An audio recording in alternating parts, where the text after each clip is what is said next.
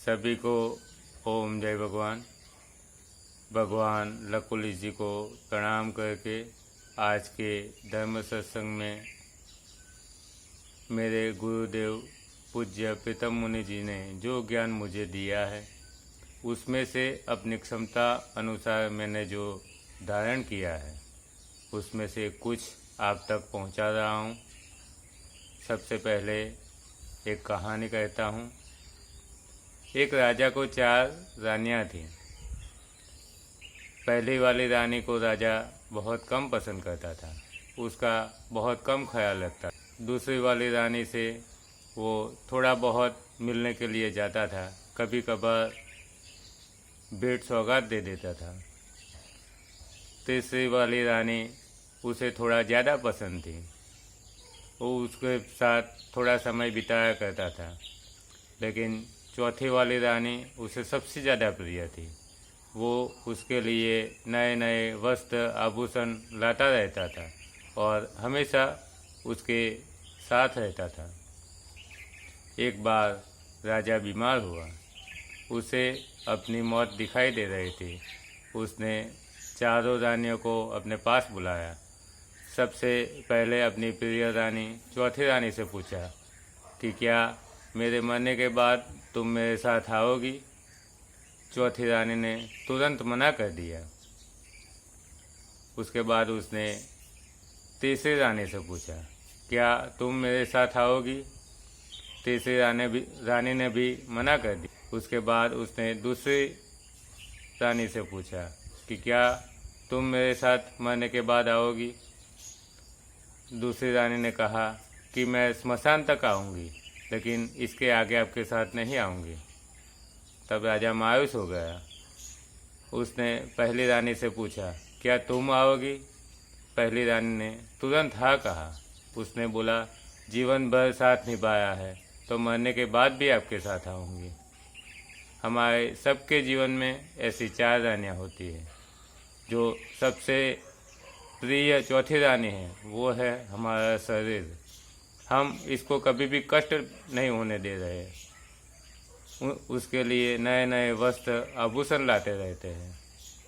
जो तीसरी रानी है वो है हमारा धन, कीर्ति, वैभव, जिसके लिए हम अपना समय व्यतीत करते हैं, उसके पीछे भागते रहते हैं। दूसरी रानी है हमारे सगे संबंधी, रिश्तेदार, जिसको हम कभी कभी मिलने जाया करते हैं, उनको भेंट सौगातें देते हैं। और पहले रानी है कर्म, जिसका हम बहुत कम ख्याल रखते हैं। हमारी चौथी रानी जो शरीर है उसकी ज़रूरियात पूरी करने के लिए हम कर्म करते रहते हैं। उसके लिए हम अच्छा कर्म भी करते हैं और बुरा कर्म भी करते हैं। बुरे कर्मों से प्रायः हमें दुख मिलता है। तब हम भगवान से कहते हैं कि भगवान आपने मुझे दुख दे दिया।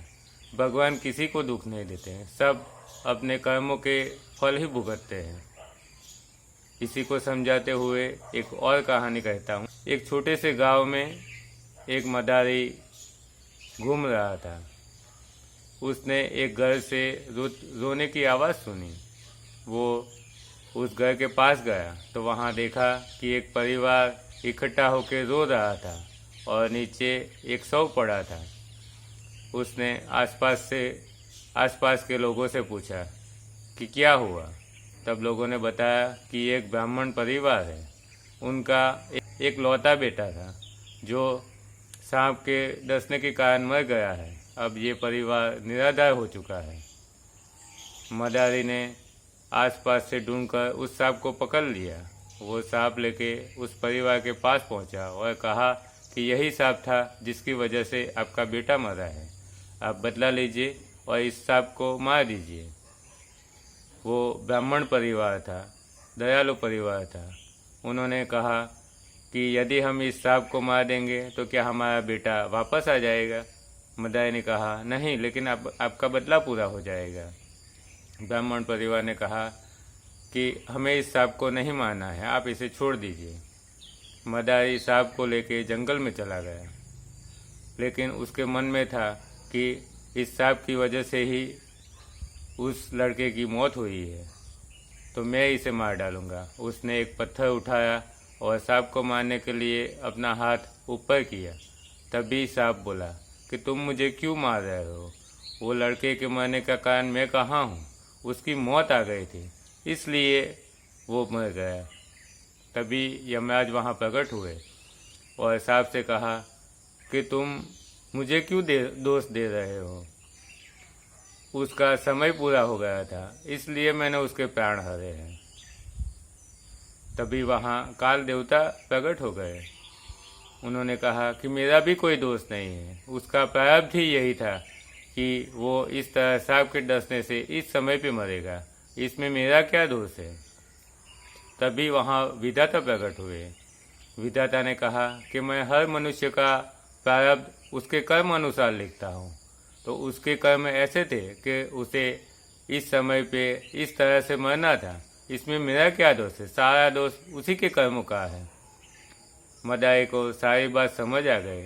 उन्होंने सबको प्रणाम किया और सांप को छोड़ दिया।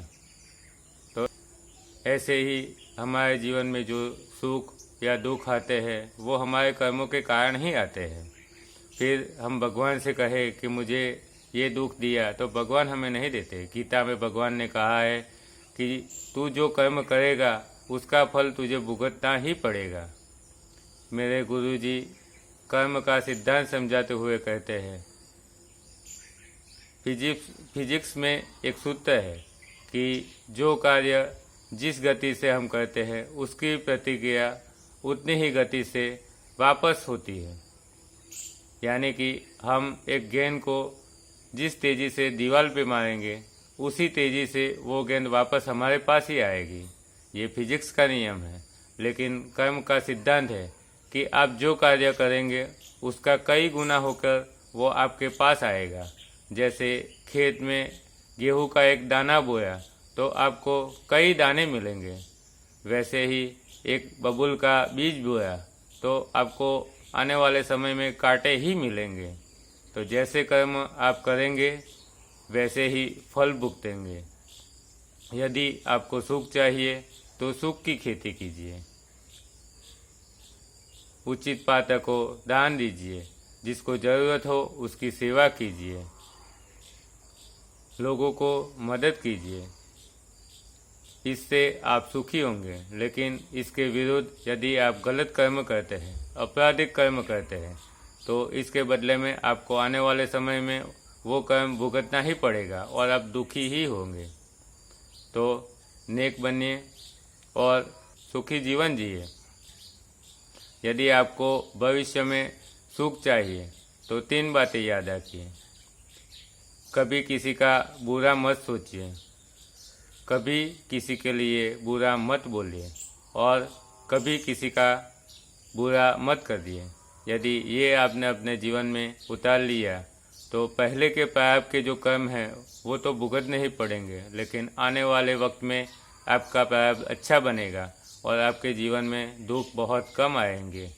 आप सुखी जीवन जिएंगे।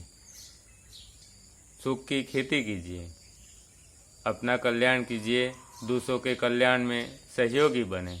ओम जय भगवान।